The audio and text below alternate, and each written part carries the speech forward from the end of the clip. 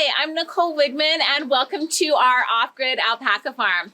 In this video today, I'm gonna show you how to make this awesome reversible seamless vest by taking a pile of raw alpaca fiber and transforming it through the ancient technique known as wet felting. Sure to subscribe and watch this video all the way through because you are not gonna wanna miss out on this ancient knowledge.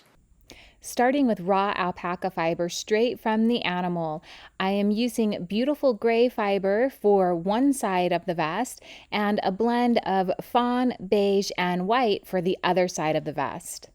First thing I'm going to do is card the fiber on my Brother Drum Carder. Carding fiber is when you get all of the fibers lined up in the same direction, just like when you brush your hair.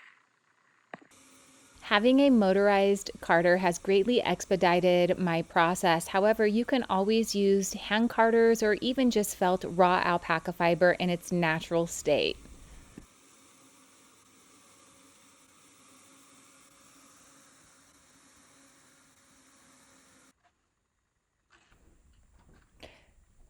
The fiber is now smooth, coming off the carder, nice and easy, and it is ready to be felted. I just finished with the carding process, so now it's time to start laying out all of the beautiful fibers on my template. Since this is a vest, I'm actually working with 3 different panels for my template. Here is the back panel,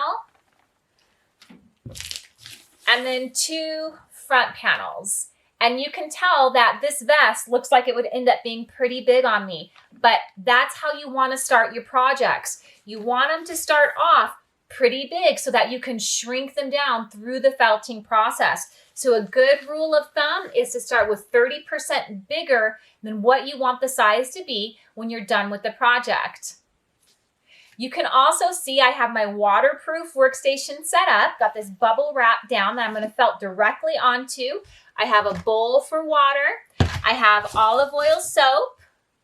I've got warm water in the kettle, a towel, as well as my cellophane gloves.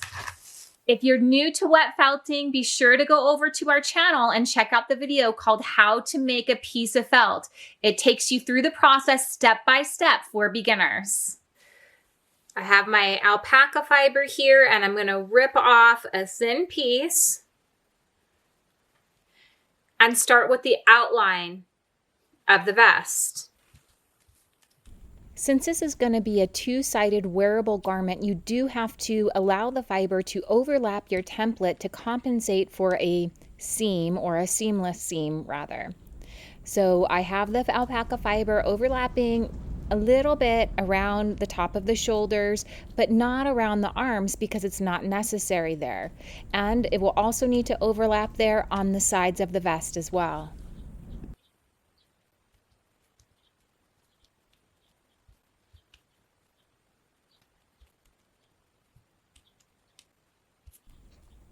After completing the outline of the vest, it's time to lay down the first layer of fiber. We will lay the first layer down going lengthwise, filling in the entire template, overlapping each tuft of fiber, being sure that there are no thin spots along the way, but always checking in between layers. For this vest, we will be doing 4 layers of fiber, 2 layers in one color and then 2 layers in the opposite color. After the vest is all filled in, it's time to start on the second layer, laying the fiber down now perpendicular to the first layer in the opposite direction. Now you'll see that I did not overlap the fiber there at the shoulder area and then also on the sides. I just stayed within the template for this layer.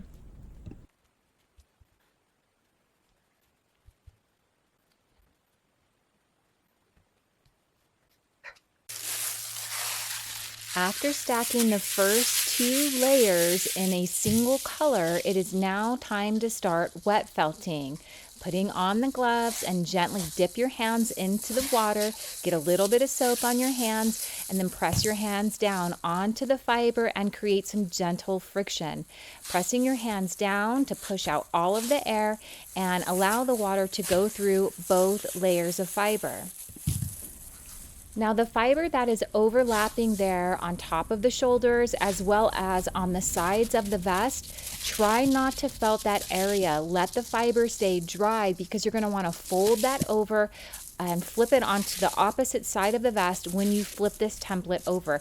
You'll see what I mean, but for now, just avoid felting the edge of the sides and the top of the shoulders. Now you can felt around the arms there because that is not needing to be a seam.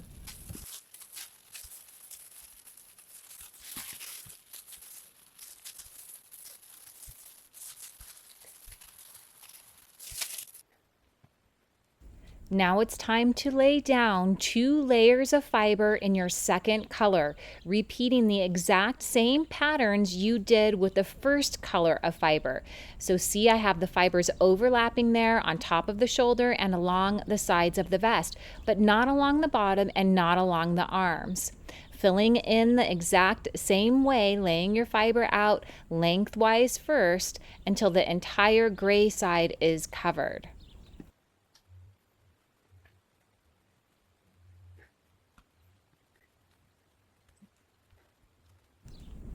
Continuing with the same pattern, laying out the second layer of the lighter color perpendicular to the first layer. Again, I am not overlapping the fiber with the second layer. I am sticking within the parameters of the template.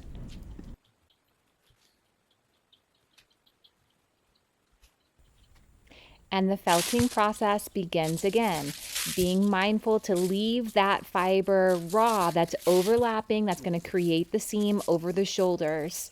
But being mindful of the edge along the arms and the neck hole, keeping it nice and straight and smooth. Sometimes I don't care so much about the edge, and I think it looks cool to have it be kind of raw and primitive. But in this case, I did pay extra close attention to the edge around the arms and around the bottom, trying to keep that hem, if you will, very nice and straight. I've been felting this side of the vest for quite a while. It's pretty soapy and has quite a bit of water. So I'm going to use my towel to absorb some of that water.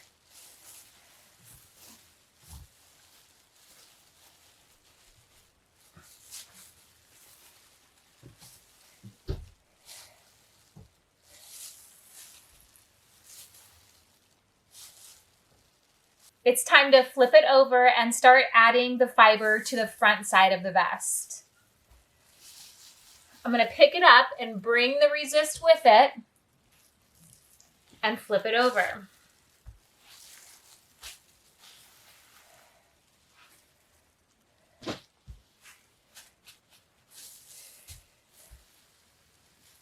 Before adding the front side, I'm actually going to take off the resist and just see how it's looking.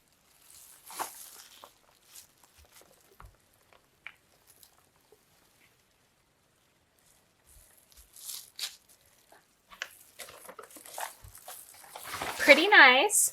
I'm going to spend a few minutes and felt this area real quick.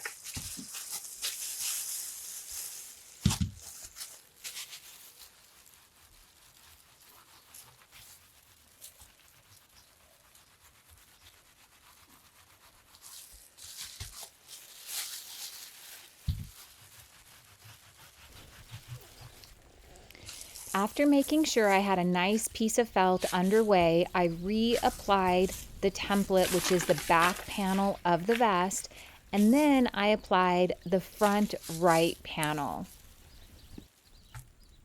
I wanted to work on just one front panel at a time because the front panels do overlap. Now you can see that extra fiber that we left raw on top of the shoulders. I'm gently smoothing it over onto the front panel, gently felting it as I smooth it over. This is going to be the seam. You don't want it to be especially thick. That's why I didn't use all 4 layers of fiber for that area, because we're also going to cover it up with fiber on this side as well.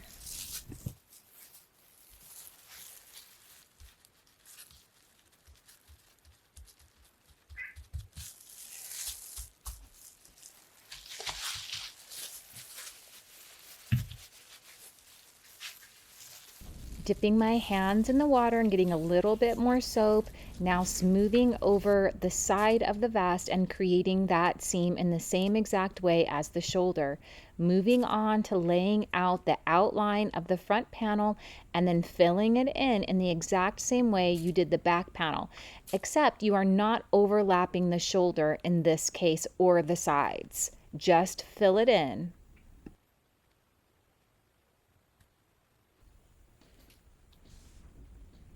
Moving on to the second layer of fiber now, laying it out perpendicular to the first layer.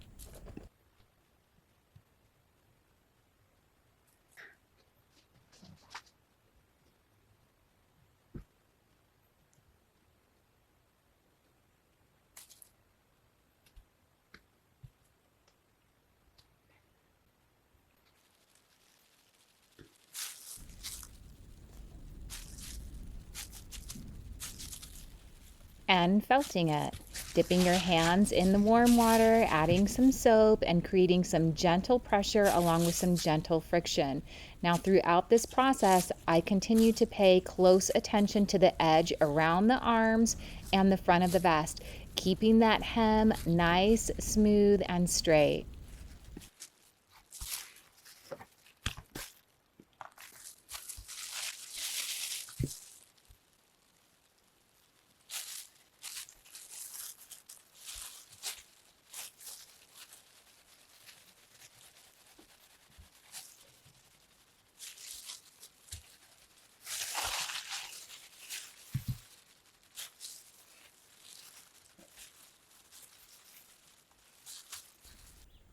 Laying down the first layer of the second color after doing the outline, filling it in completely.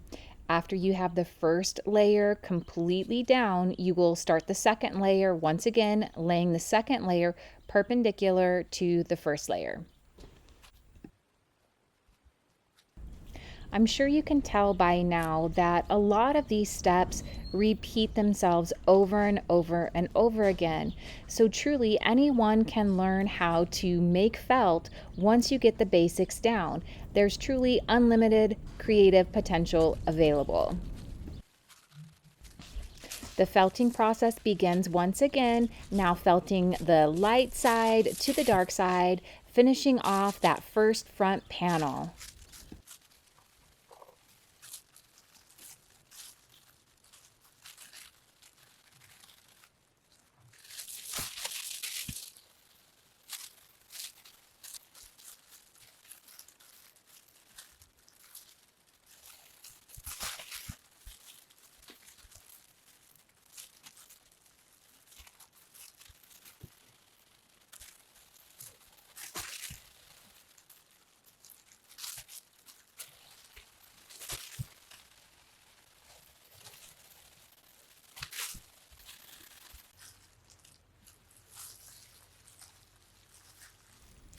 Applying the second panel now to the front left side of the vest and smoothing over the fiber on the top of the shoulder, and do the same on the side, creating your seamless seams.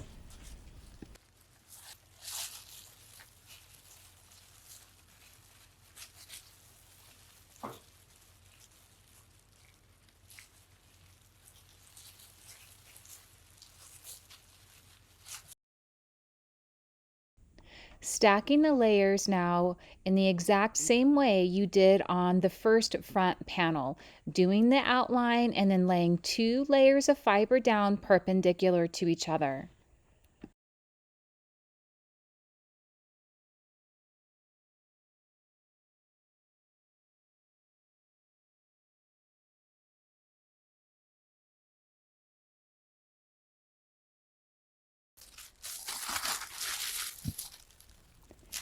Gently felting once again.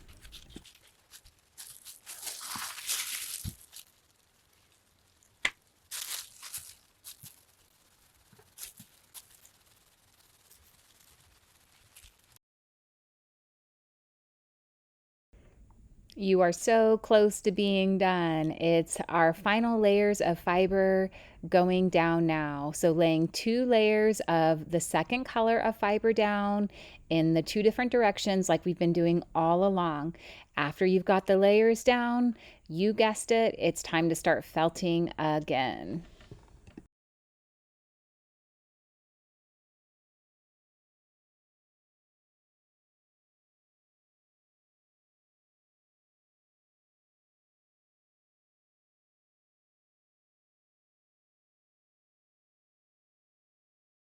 Okay, I've been working on felting the front side of the vest, both panels now, for a while. And ultimately, I want to turn the vest inside out and felt the opposite side, which is the gray side, again.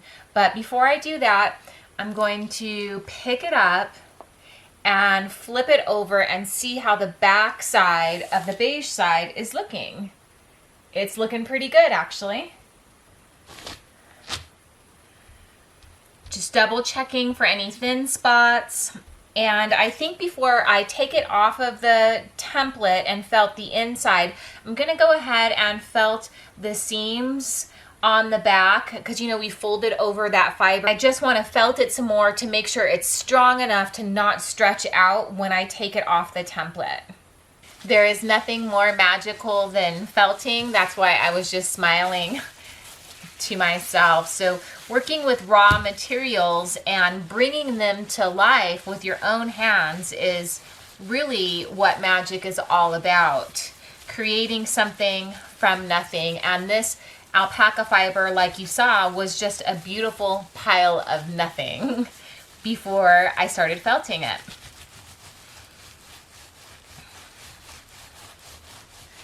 So the knowledge that you gain by doing things with your own hands can never be taken from you.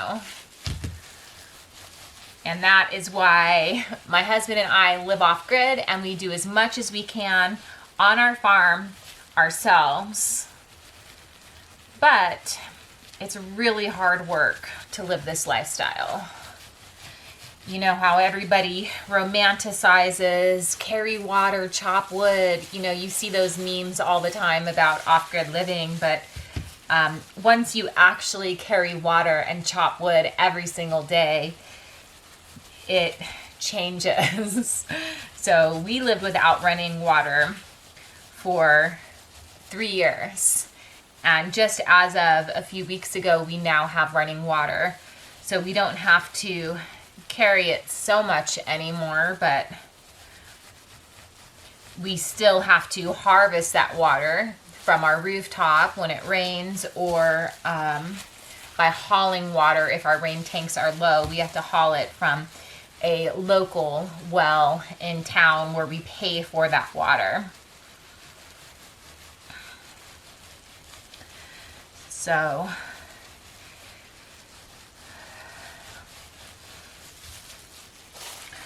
carrying water has definitely been quite the evolutionary journey for me. It's caused me a lot of growth with how I relate to water and just natural resources and the resources we need to live in general.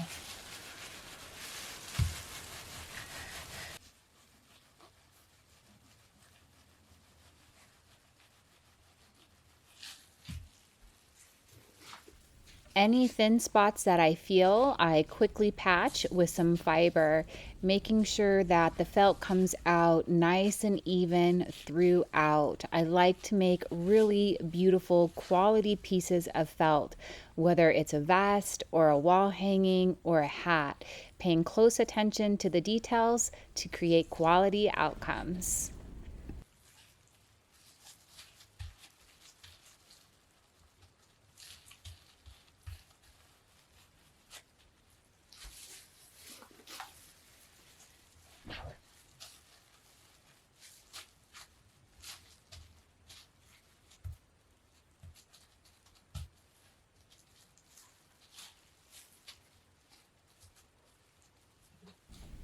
This rolling pin tool is by far my favorite felting tool. You don't want to use your rolling pin though until you've got a really nice piece of felt established. Otherwise it will kind of push the fibers and spread them out, creating thin spots.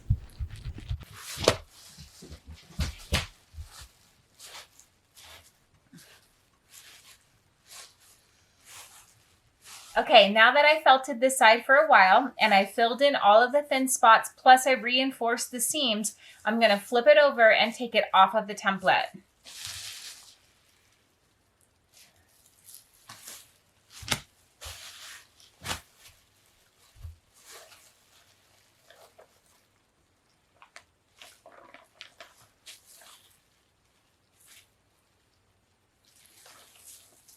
I can tell already that it definitely needs more felting on the inside.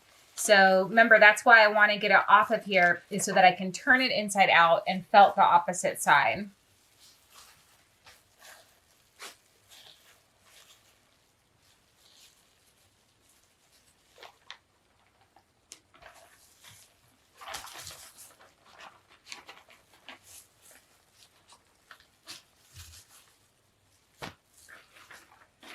Okay. I think I'm going to roll it in the towel a couple of times first.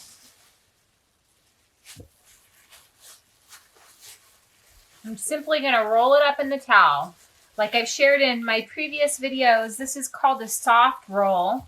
When you don't have a rod or a pool noodle or something in here giving it more form and structure, it's just a soft roll. And I'm just going to intuitively shift the roll and roll some more. You can choose to count 25 times per, position, then shift the roll, or you can just flow through it intuitively like a recipe that you might just trust yourself to know how to make.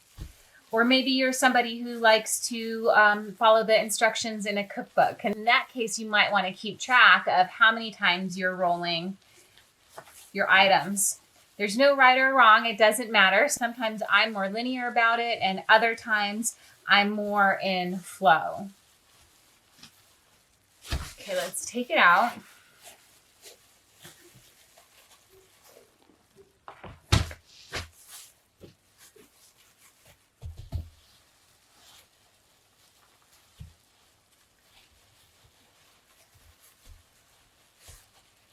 And let's do it the other way. So flipping it over and rolling from the opposite direction. Now, I see that this has slid kind of, and I want to be mindful of the shape of the vest because I want them to felt in that shape and pretty much hold that shape.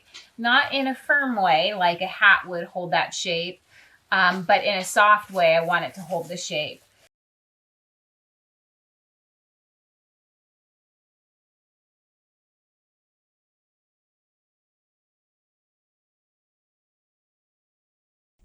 Finally taking it off the template, and it feels pretty good to get a good look at both sides of the vest. I right away decide to really work on the seams. The seams, I want to have them be really strong. I want to make sure that they aren't going to stretch. They're going to be nice and durable. And I also don't want any creases in from where that fold was. So using the rolling pin tool to really work those areas good.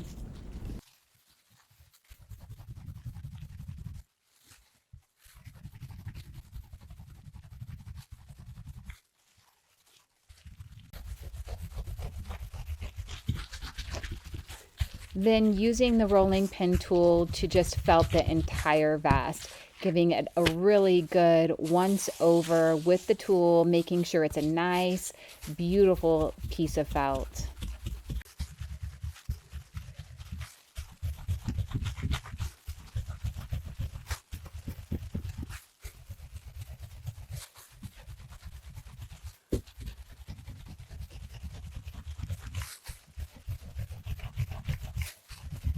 The vest is looking so good, better than I could have hoped for, and I love it when projects turn out like that.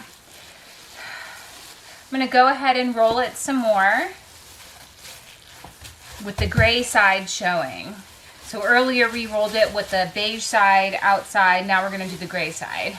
By this stage, usually the felt will not felt to itself. So you don't have to have the template in it anymore. So be mindful, just make sure it's keeping its shape to some degree. And then also do check it every once in a while to make sure that it's not felting to itself. But usually it shouldn't after it's this far on the felting journey.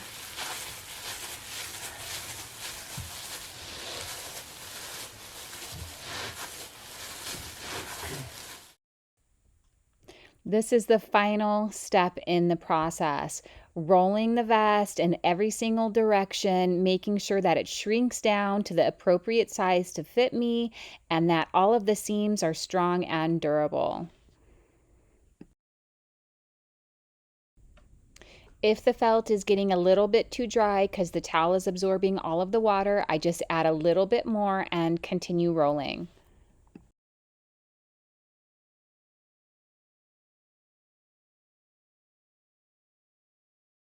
Here is the vest. It's all done. It turned out absolutely perfect. I love it so much. After I was done with the felting process, I soaked it in a vinegar bath to rinse it. So a splash of vinegar and a bucket of water, left it for about 30 minutes. And then I laid it flat to dry. And it's super luxurious, 100% farm-grown alpaca. I really love how some of the beige is visible on the gray side. So it looks unplanned and at the same time yet part of the design, which is really cool. Here is the light side, the beige side.